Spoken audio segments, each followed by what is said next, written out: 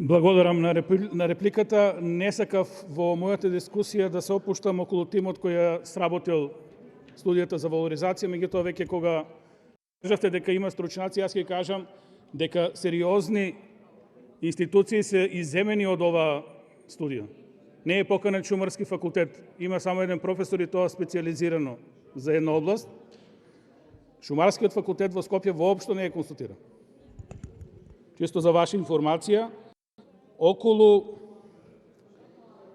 тоа што сакаме да го постигнеме, тоа што мене ми боде во очи. Студијата предвидуваше едно решение. Во законот предвидуваме заштитни појаси онаму каде што треба да се гради или некој планира да гради. Значи, мораме да расчистиме или сакаме национален парк Шар планина таков како што треба да биде, или сакаме да градиме и да правиме бизнеси. Тоа е суштината. Благодарам. Диме Велковски.